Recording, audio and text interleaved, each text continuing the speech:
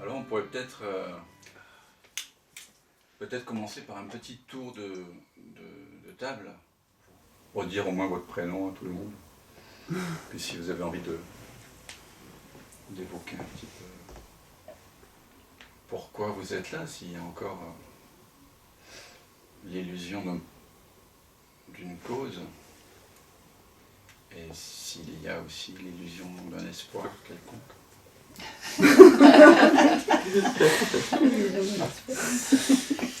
C'est important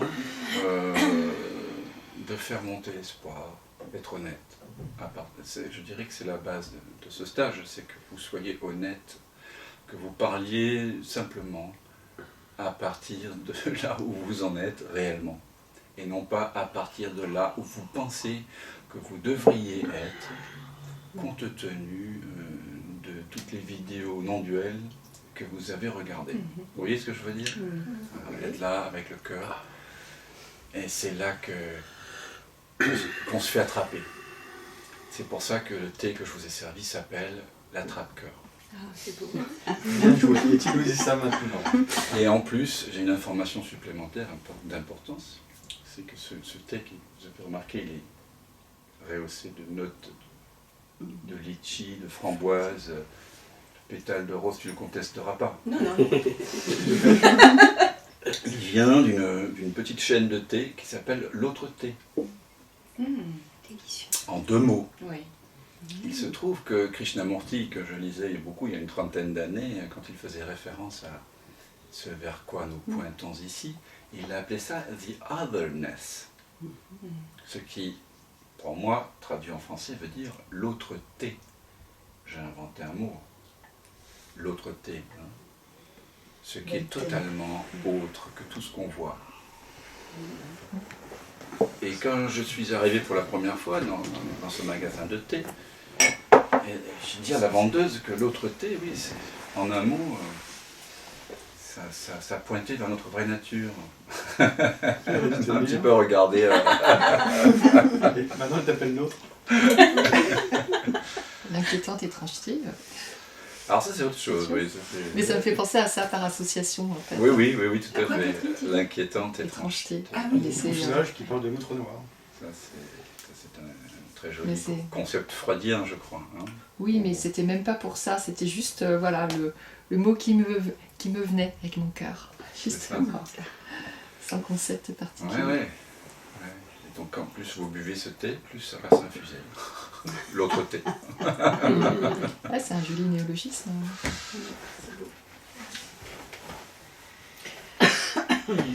Alors ce petit tour de cercle. Moi, je veux bien commencer. Je m'appelle Florence. Je suis vraiment heureuse d'être là, parmi vous. J'ai l'impression que le contexte est complètement idéal pour moi, d'être entourée d'amis, d'être guidée par Dan. J'ai l'impression que, en fait, tout le chemin que j'ai commencé ou pas depuis que je suis née, en fait, aboutit aujourd'hui à être là avec vous. Comme si, voilà, j'ai suivi quelque chose et ça débouche ici. Alors évidemment, j'ai une illusion d'espoir. Si je viens là, si je suis là, je pense que c'est parce que j'ai l'intuition que... en fait, j'ai une intuition, je ne sais pas trop mettre des mots là-dessus.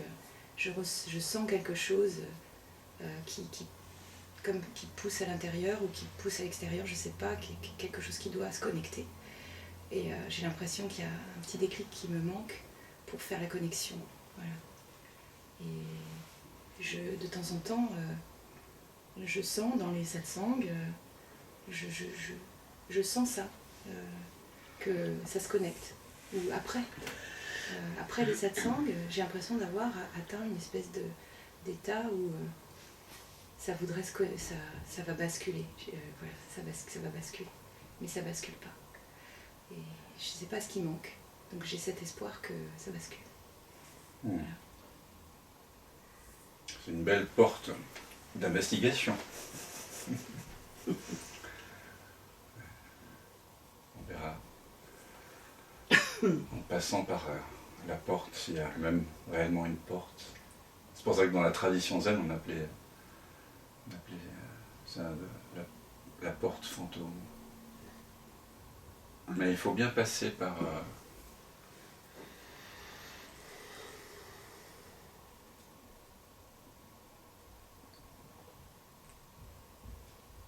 une mise en vulnérabilité.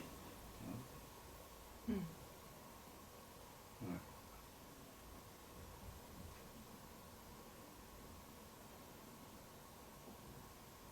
Avant d'arriver à l'impuissance totale,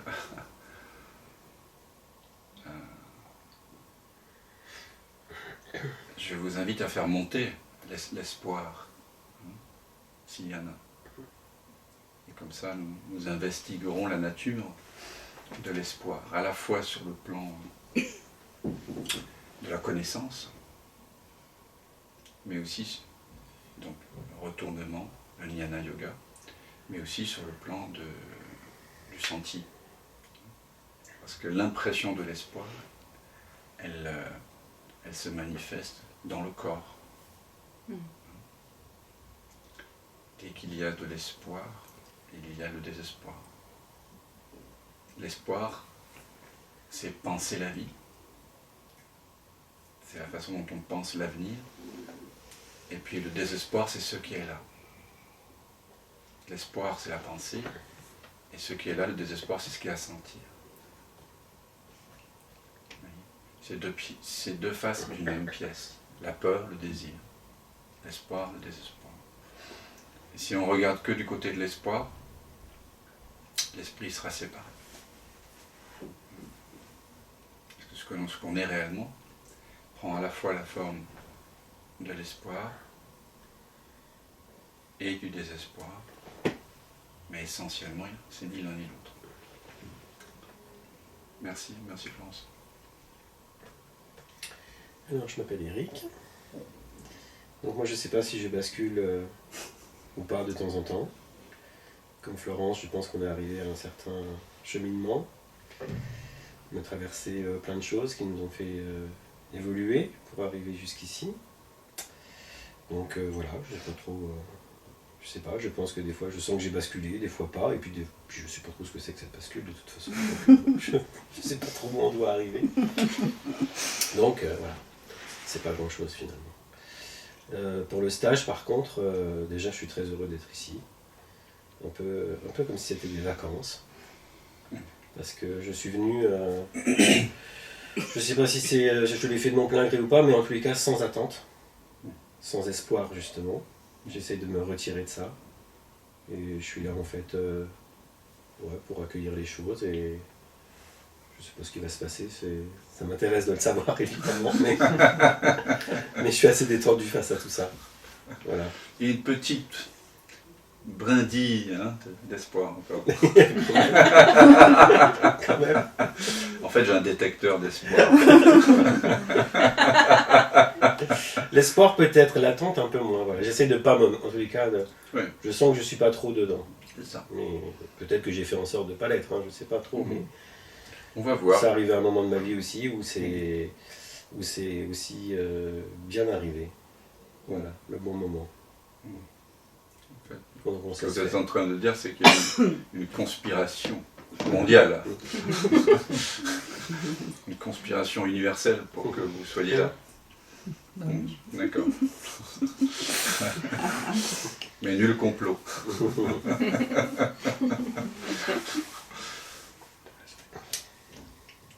Merci Eric. Donc moi c'est Paola. Et c'est vrai que peut-être que la vie complote sans qu'on le sache. Mais ouais, moi j'ai l'impression aussi d'avoir toujours cherché la vérité quelque part. Et tu parlais de vulnérabilité et c'est assez étrange, mais bon voilà, je vis une période où je me sens tout particulièrement vulnérable. Et dans cette vulnérabilité-là, il y a... il y a cette sensation ou cette impression d'être encore plus accroché au personnage, en fait. Il y avait avant cette période-là une espèce de détachement, une légèreté qui était vraiment très très présente, une joie très très présente. Et puis dernièrement, ça ne veut pas dire que la joie elle est plus là, mais il y a...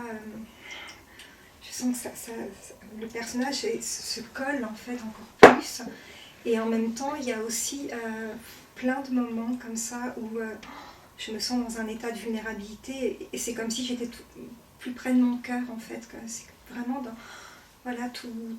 Enfin, beaucoup de choses m'émeuvent, beaucoup de choses m'intéressent qui ne m'intéressaient pas avant. Et donc je me dis peut-être que ça aussi, ces événements-là sont tout spécialement là pour vivre là cette aventure avec encore plus d'ouverture, je sais pas, enfin bon, voilà, du coup il y a peut-être espoir, mais oui, il y a forcément un goût pour la vérité, pour goûter ce calme, cette paix, quelque chose que par moments je touche, mais de façon comme ça, j'allais dire épisodique. Voilà, et puis oui, je te disais ça tout à l'heure, comme si la vie conspirait, parce que je sais que sans ce petit groupe d'amis, je ne serais pas là aujourd'hui. Parce que pour moi, 9 jours, c'était beaucoup trop, ça me paraissait immense. Donc, et puis là, voilà, je suis là et c'est ok, en fait. Il y a un petit peu d'appréhension, je sens le cœur un petit peu comme ça, serré, un peu... Ouais, il y a de l'émotion. Mais il y a, je sais pas, à l'arrière, comme quelque chose de calme et tranquille et de... comme un accueil en fait de ce qui est là, de ce qui est en train de se vivre, voilà, ça fait un peu tout ça en fait. Ouais.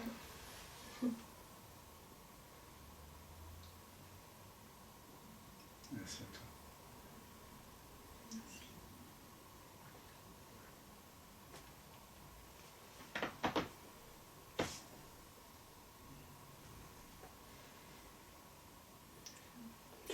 Alors, moi c'est Myriana, je suis d'origine croate, serbo-croate, voilà.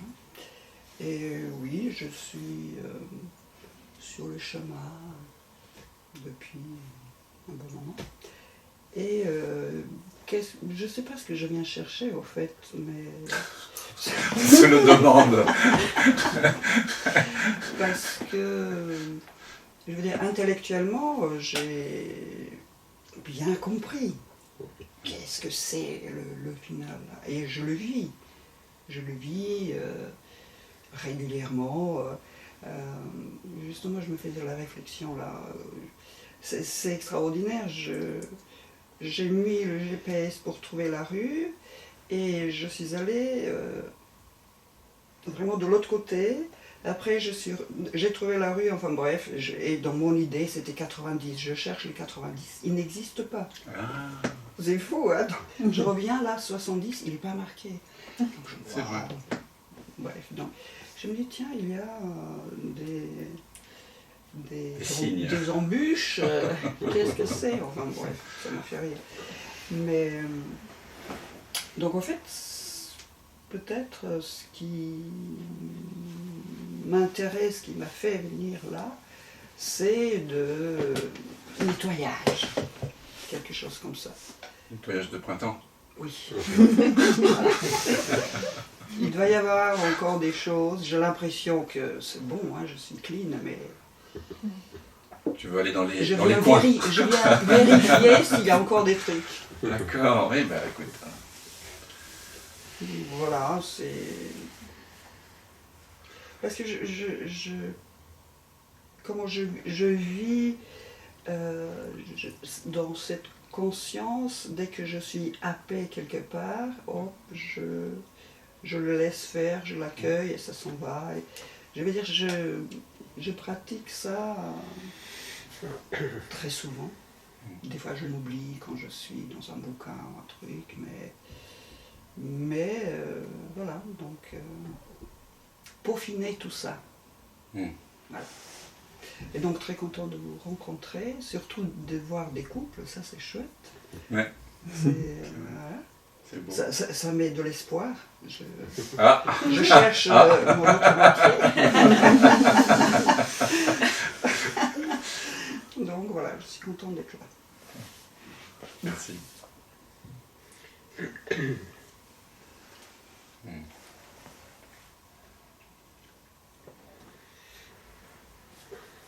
Bon, moi c'est Pascal. Content d'être là. Alors effectivement, le être là, c'est un peu, on va dire, une heureuse coïncidence de rencontres, de stages à 3, de satsang, etc. Alors, bon, évidemment, moi aussi je suis sur un chemin. On est tous sur un chemin qui peut être différent, mais ça c'est donc très content d'être là, effectivement. Content d'être en couple, effectivement, si ça peut apporter quelque chose. Je n'avais pas pensé à ça, mais j'en suis content. Au-delà de ça, en termes d'espoir, si, moi j'ai quand même l'espoir quelque part de poursuivre un peu ce qui s'est passé au stage, enfin le stage week-end finalement, où j'ai réussi à, en partie, un petit peu, mettre à mal l'influence de mon mental. Donc ça finalement c'est quand même extrêmement intéressant, en tout cas pour moi, dans mon chemin. Donc je pense que là en 9 jours, je vais avoir largement de quoi le tailler un peu plus sérieusement. Donc en fait voilà, c'est ça. Faire du jardinage. Oh, mais là c'est plus que du jardinage. Là si tu veux, c'est du gros œuvre. Tu sais que pour enlever les mauvaises herbes, il y a une technique. Faut pas les couper à tondeuse. Hein. Oui, mais... Il faut y aller tout doucement avec la main, sentir avec douceur, tu vois, là où la racine est, et là, hop, tu arraches tout. La racine. Je parlais de l'espoir. Hein. Voilà, mais tout ça je sais faire, mais c'est le côté douceur qui peut-être me manque. Voilà. Dans la recette, c'est la douceur qui va me manquer. Mais sinon, je peux aller au fond, il n'y a pas de problème. Bon, donc voilà, blague à part un peu. Puis effectivement, on se connaît très bien, Florence et Eric, on commence à bien se connaître avec Paola, et bon, Catherine évidemment, il m'accompagne. Donc bon, voilà, c'était aussi l'occasion de se retrouver tous. Tu vas la connaître. En partie. Voilà, c'est ça. Idem pour Florence et Eric. En partie. On se connaît un petit peu. Voilà. Ouais. Voilà, on est tous logés à la même Bon, après, pour le reste, enseigne. super. Non, mais c'était pour dire qu'on va essayer d'aller en amont, vraiment, de tout ce qu'on croit, de tout ce qu'on croit connaître. Il y a une connaissance qui est avant la connaissance. Une co-naissance, une naissance à deux, qui est au-delà de tout ce qu'on croit. Mais c'est vrai que c'est sympa de vous retrouver là, parce qu'on était tous les quatre, on s'est vu à l'automne, dans un très joli lieu, un Cussangy. Dans le Louvre. Bon, alors Catherine, moi j'ai découvert les satsang grâce à la fine équipe. Je ne connaissais pas, donc alors j'ai pas d'attente particulière, c'est plus alors les deux mots qui me viennent, c'est espiègle gourmandise. Voilà. C'est ce qui tombe, ce qui est inscrit dans ma cuisine, et c'est vraiment ce qui caractérise mon état d'esprit, en me disant une curiosité enjouée, envie d'accueillir, enfin je pense que le terme il a été utilisé plusieurs fois, donc vraiment prête à accueillir, mais sans attente particulière, mais aventure avec un grand A, et puis on y va, quoi. Voilà. Tout simplement. Tout simplement, voilà. J'aime bien ça, espiègle gourmandise. Ah, écoute, c'est ce qui m'est venu. J'aime bien. Forcément. Voilà. Ouais. Espiègle pour le côté un peu joueur, enfin, Eh oui, voilà, Ouais. souriant et joueur. Quoi. mais c'est exactement, on pourrait dire que c'est un peu le thème du stage, hein, se mettre en jeu, jouer. Ouais, Et pour moi, jouer, la vie est un jeu déjà. On ne le remarque pas toujours, puisqu'on prend cette vie beaucoup au sérieux. Et on s'est coupé de la vie. La vie est devenue un problème à résoudre et non pas un mystère à vivre. Mais c'est vrai, jouer. Jouer, la vie nous invite à ça, à jouer. Et jouer, pour moi, ça veut dire se mettre en jeu. Se mettre en jeu complètement. Et on va beaucoup jouer ici. Se mettre en jeu. Et le jeu, comment tu l'écris? J-E-U. En jeu. En jeu. En jeu. Non, ça c'est en joue. Ah ouais, pas mal. Il n'y a pas de... C'est plutôt... C'est pas comme ça. C'est plutôt comme ça, le tireur d'arc, hein, l'archer, Arjuna. Mais Mhm. il y a le but qui semble être là-bas.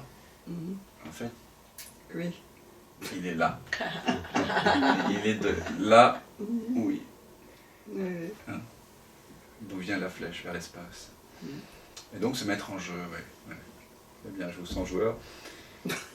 Et les vrais joueurs, ce sont ceux qui se mettent en jeu, complètement, parce qu'ils savent qu'il n'y a rien à perdre, puisque tout est déjà gagné, tout est plein, et qu'il n'y a rien à gagner parce que tout est déjà perdu.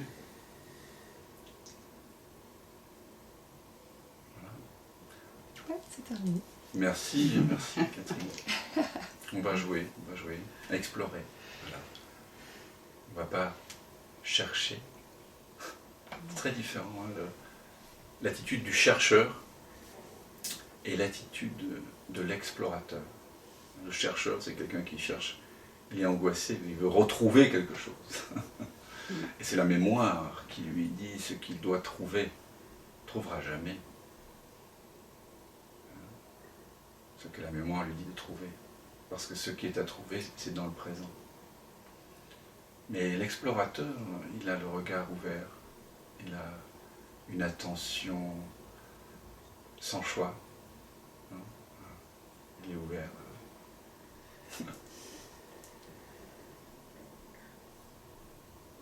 Donc moi c'est Bénédicte, donc ça fait très longtemps que je suis sur le chemin.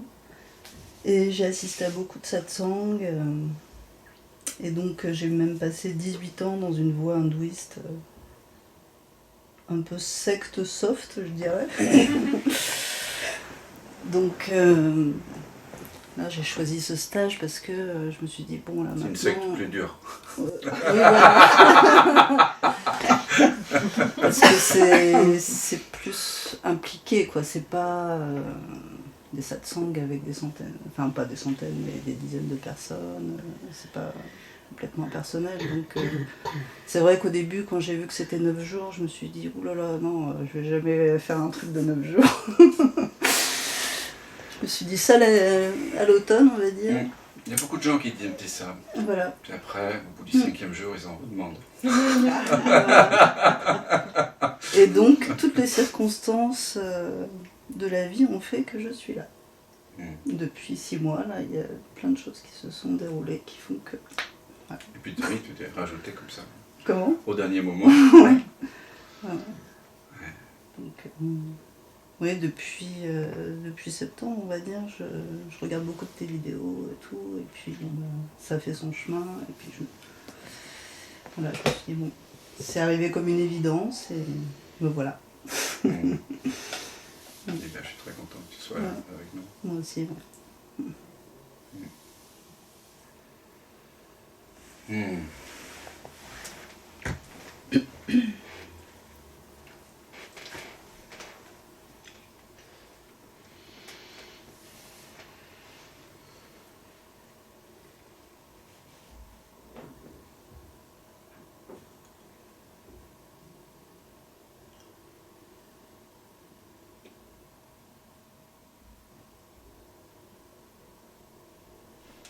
Et moi, je suis là parce que...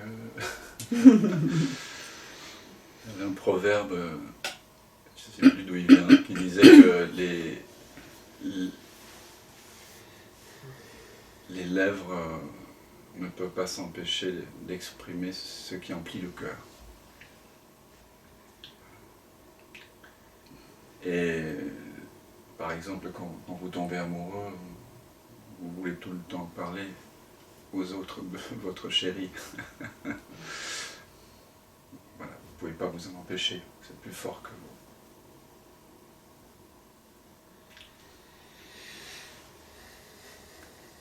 Surtout avant qu'on sache qu'on est amoureux, c'est quelque chose. Et donc oui, j'aime partager ce qu'on partage ici.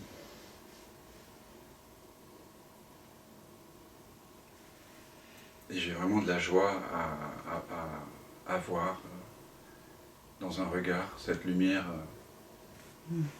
impersonnelle et atemporelle qui perce. Alors,